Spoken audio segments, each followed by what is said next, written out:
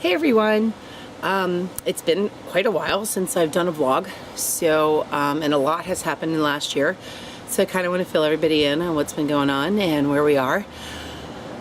And it's been like one crazy whirlwind in the last 12 to 13 months, so let me start at the beginning and I'll kind of cruise my way on through to where we are right now. Last year at this time we actually had two back-to-back miscarriages, one in October and another one in November, and we were pretty devastated by that. And then we got hit with the news that my cancer was back in December, so it was like boom, boom, boom, all fun and joy. Yes, all bad things happening. So we ended last year on a really rough note. Two losses and then and then the cancer coming back. But it got me kind of thinking, it's kind of weird that I had two cycles where I wasn't trying IVF or anything like that, and then I end up with my cancer coming back after 3 years being in remission. So it was sort of an odd link. And one of the girls in my group started posting about her experience, and she had said that, you know, her body kind of saw her embryos as cancer, and I was like, are you kidding me? Like, I'd been friends with this girl for years. I had no idea what her real issues were. And I messaged her and she told me about this group called Risk It, which is for recurrent loss and people who have, like, you know, IVF failures and things like that. And I've had 3, so along with several IUI failures and all kinds of other things. So I got into this group and they told me about this book by Dr. Alan Beer, and it's called, to be quite honest, I can't remember the name of it off the top of my head. Is Your Body Ready for Pregnancy or something like that. But, so I read the book and I was floored. There is probably like 30 or 40 immune issues that you can have that can cause pregnancy failure. And one of the ones I came across was this HCG antibody, and I was like, are you kidding me? That's me. Like, the whole time I kept reading it, I was like, oh my gosh, this is me. This is totally me. And we knew that because the cancer was back, I was going to have to go on cancer treatment. And they did a Mirena this time, which actually was so much better. I only gained like 7 pounds as opposed to like 50. So I'll take the Mirena over the Megace like any day. It caused a little bit of cramping. It wasn't really super comfortable to have in there, but for the most part, I really, like, after the first 2 days, I didn't even know it was in there, so it wasn't too bad. And I only had to keep it in for a couple months, so it wasn't like I had it in there for years. And some people keep them for like 5 years. So I didn't have to do that, which is good. And then the 3 months went by and I had noticed something during my cycles that I get, like, right after ovulation, right around the time when the embryos implant, I get fevers. And that was sort of like leading me into thinking, okay, this might be an immunological issue. My new doctor is dead. He's like, it is because you have this blockage in your uterus. We have to get this blockage out. So I've undergone like multiple surgeries to remove this blockage, and it's like been insane. And like last year they actually nicked my uterus, like trying to go in, and like it's been crazy. So I had to have a laparoscopy done and all that. It was just, it's been insane. So I finally said to the doctor, okay, like, so what can we do? You know, what's the next steps? And he's like, well, you know, we really should do one last surgery to clear out your uterus before we do any embryo transfers. And I'm like, I'm not quite ready for that yet. So when the IUD came out, I did 2 cycles with nothing. We didn't try to get pregnant. We just did 2 cycles to kind of get my body back in, and I had 2 picture perfect cycles once the IUD was removed. So I'm like, oh my gosh, this is insane. You know, perfect 28-day cycles and good, you know, like flow and everything. So it was amazingly, like, exciting for us. So we said, okay, let's try an IUI. Let's see what happens. And they were covered by insurance. So I said, we might as well just give it a shot and see. The first IUI was in June, and we're pretty sure we got pregnant on that one. And it was funny because, like, they did a pregnancy test right at the 4-week mark, and I was negative. But knowing now that I have this antibody, which I'm almost positive I do, they were like, well, what are we gonna, you know, like, your test came back negative. So I was like, okay. So I went off my meds and I never got a period, and my body started going into like all kinds of like cramps and bad things and all this stuff. like it wanted to start the period, but it was, and so a week went by and I still hadn't had my period. I was like, something's going on here. And I told my husband, I said, I have all these pregnancy symptoms. And I was like, I have a feeling we were pregnant and now we're off the meds. And so, you know, my body was miscarrying, and we were pretty sure that that's probably what was happening. And then when he was like, well, let's start a second cycle. And the one good thing that came out of all this is we figured out how to get my lining to grow. For those of you that don't know, for women, Viagra can be used as a suppository. They actually can compound it into these really cool little like cubes that you just pop up in there, and they work. I couldn't believe it. So the second cycle we used these suppositories, and my lining went from like barely a 5 at all my other previous, barely 5, sometimes maybe a 6, you know, here and there, to holy cow, I was almost at an 8. An 8. I was like, when she said 7.8 or something, I was like, what? I said, you gotta be kidding me. I said, my lining never gets like that. So I was like over the moon. So that part was doing really, really well with the suppository. So we did learn something. We learned these suppositories really do work. And guess how much they cost me? Yeah, that's right. When we walked in, they were like, it's like $800. And we're like, $800? Are you crazy? I said, can we get like the off-brand or whatever? And she was like, your doctor really wants you to, and I was like, no, he wants me to take the suppositories. And she goes, oh, but we compound those.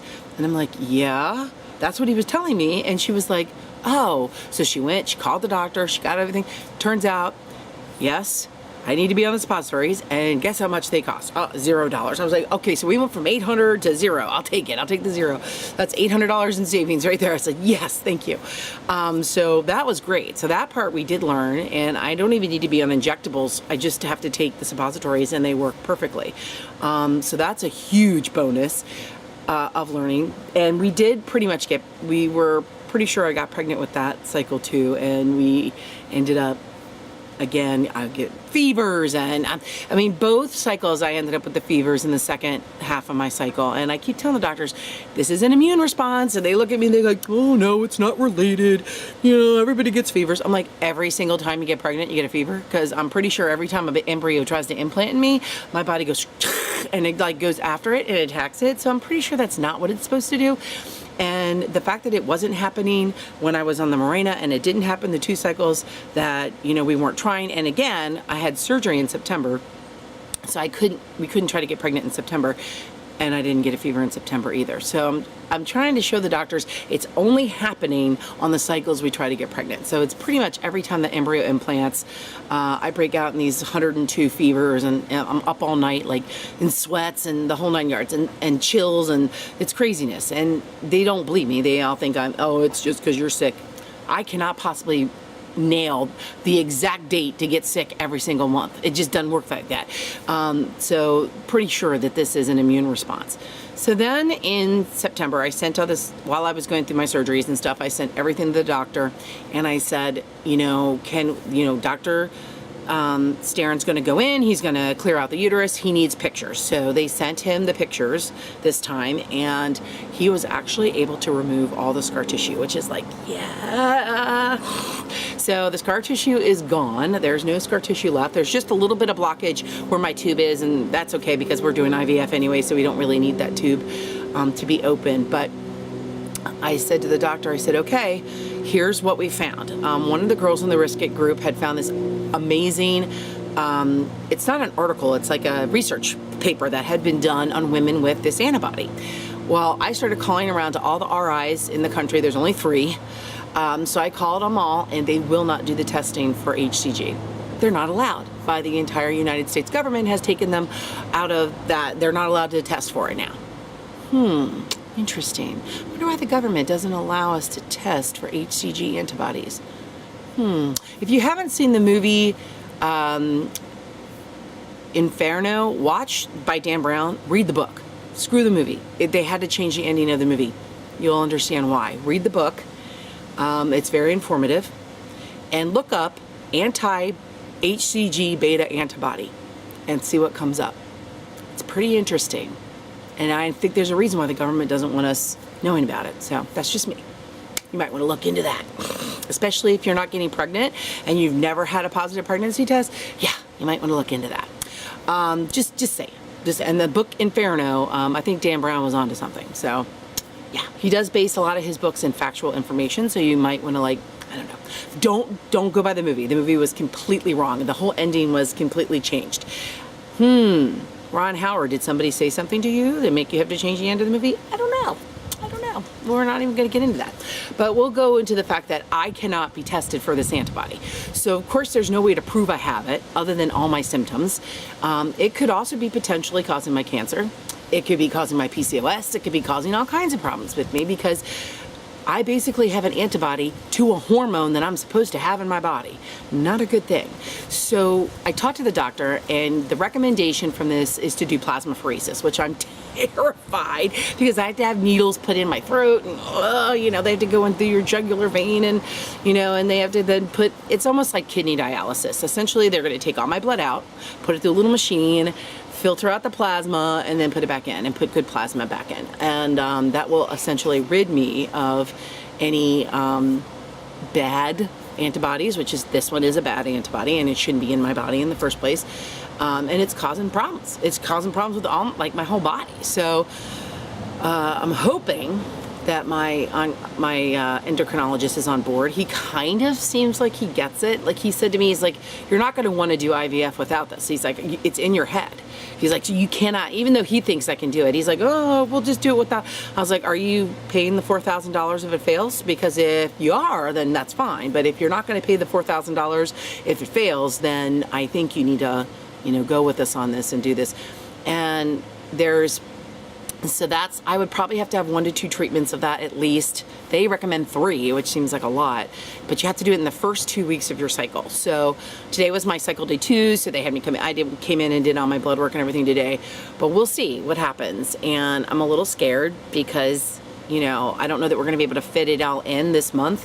But if we can, then, you know, I would do plasmapheresis these first 2 weeks. I have to undergo at least 1 to 2 sessions, maybe 3. Sessions, and they don't think insurance is going to cover them, and they're $1,000 to $2,000 a pop. So this will be fun. So my little egg transfer, which is going to go in, you know, my embryo transfer, which usually costs $3,500, is now popping up to like more like $7,000 or $8,000 because I have to pay for. But I'm just hoping that my doctor can clear it out with the insurance company and we can figure it all out, because there's no reason why the insurance company shouldn't cover it. It's antibody removal, which is what plasmapheresis is for. So they're going in and removing an antibody. It should be covered by insurance. It's just my doctor can't go and be like, well, we're going to do IVF, so we want to do this. No, you can't go in with that attitude. You have to tell them why you're doing the plasmapheresis. It's not because of the IVF. You're doing the plasmapheresis to take out this really, really bad antibody that needs to be gone. And I told my oncologist, I said, I want to see what happens. I said, you never know. This could cure my cancer. I mean, it's not just wreaking havoc on my body for pregnancy. It's doing all kinds of bad stuff. You cannot have an antibody to a hormone that your body produces and expect your body to be like, oh, it's like a guy having an antibody towards testosterone. Can't be good, right? So it's the same thing for me. So I kind of feel like that's, you know, an eye-opener. So I wanted to kind of update everybody. That's where we are. So we had our cycle day 2 today. Went and got our blood work done. And so tomorrow, my doctor's supposed to get back to us and let us know if there's any way to get the plasmapheresis done this cycle. If it's not, I mean, I will literally hunt down. I'm not kidding you. I will hunt down a hematologist in the state of Maryland that will come over and do my plasmapheresis if I have to. I was like, I must have this done. And if I can do it, if I can get it in and get it done, the tricky part is I am a rare blood type. Well, not rare, but rarer blood type, and harder to find. And I'm sure with plasma, they have to match the blood types just like they do with any other blood transfusions. So it's a little scary. Like, I don't know. I'm just terrified about having a needle in my. So I did read somewhere that they might be able to do a needle in both arms. I don't know, but I'm just like, I can handle that. You can put 2 IVs in me, I'll be okay. But the minute it's like going in my neck and stuff, I'm a little more freaked out about it, or in my chest cavity or somewhere. I'm like, oh God.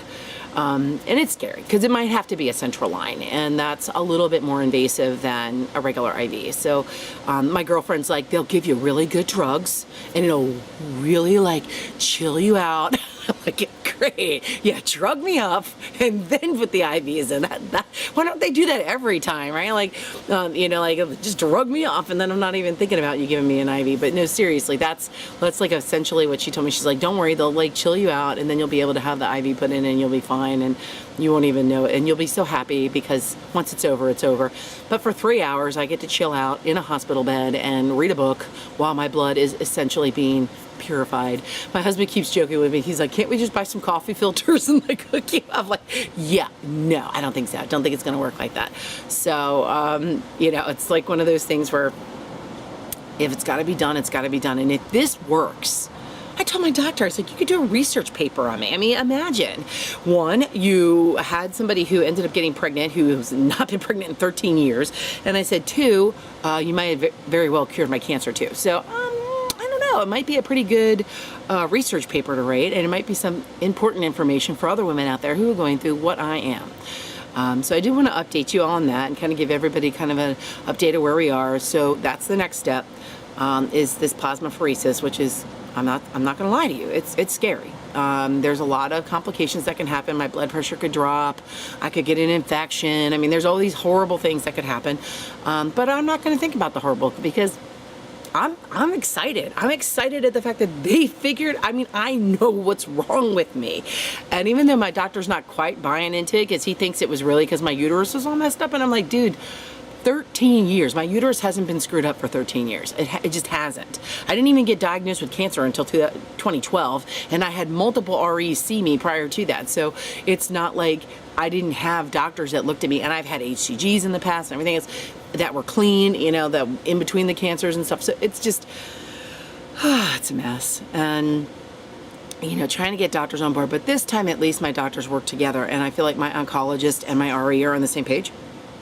It really does make, they really should start doing medicine like that, where the doctors all work together, because I think it just makes things so much better when they know what the other doctors are thinking. I will update more as we get closer. If we can get our plasmapheresis, and I'm sure my husband and I will be recording me getting all hooked up and to the IVs and stuff, and going through that process, because if other people have to go through it, I want to kind of share with you what it's all about, because my risk it group, no one has done plasmapheresis. Not one person that I know of in that group has done it. And that's kind of interesting to me. They've all done the IVIG, which is an intravenous like immunoglobulin. They've done that. They've done the prednisone. They've done, you know, Lovenox and all those things. I won't need Lovenox. My blood clots just fine. Like, I don't have any problems with that, any blood clotting issues, but they do have issues with the prednisone. I probably do need to go on. So that's another little hurdle I have to jump with my doctor, because he's not really huge on prednisone. But I'm hoping he'll do that too. So just some things to kind of fill everybody in, but hopefully say some prayers that the plasmapheresis is successful and we can rid myself of this antibody, because it could very well change my entire life. It is that life altering. And it's just one procedure, you know, and who knows, that procedure could literally change everything. So just wanted to update everyone, tell me how I'm doing, and hopefully the next time I get on here, I'm undergoing plasmapheresis and we are moving on to the next step, popping those babies back in. So everybody have a great week, and hopefully next week I'll have some good news.